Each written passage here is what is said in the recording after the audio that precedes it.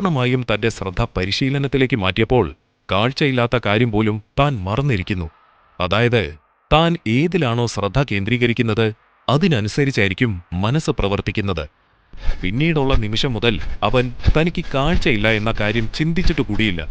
അയാളുടെ ചിന്ത മുഴുവനായും തന്റെ ഉള്ള കഴിവുകളിൽ മാത്രം കേന്ദ്രീകരിച്ചു. ശേഷം രാവും പകലും അയാൾ സ്വയം പരിശീലനം ചെയ്യാൻ ആരംഭിച്ചു.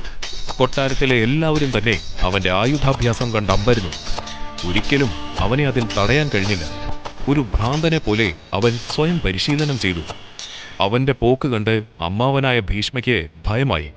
ശേഷം ഭീഷ്മയും രാജ്യത്തെ പ്രധാന പരിശീലകനായ കൃപാചാര്യനും അവനെ പരിശീലിപ്പിക്കാൻ തുടങ്ങി. ഭീഷ്മ ആ തീരുമാനം എടുത്തതിന്റെ പ്രധാന കാരണം ആ ഇടഞ്ഞു നിൽക്കുന്ന ആനയെ ഒന്ന് മെരുക്കാൻ മാത്രമായിരുന്നു.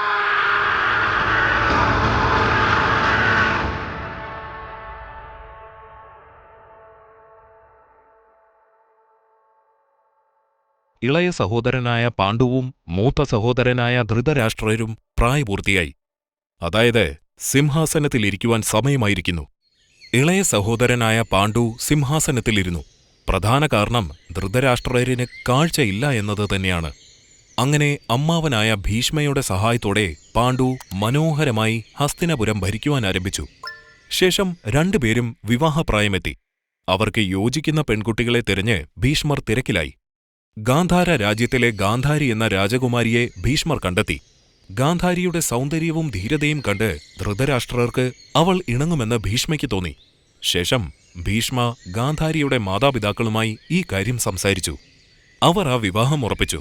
പക്ഷേ ചെറിയ ഒരു പ്രശ്നമുണ്ടായിരുന്നു.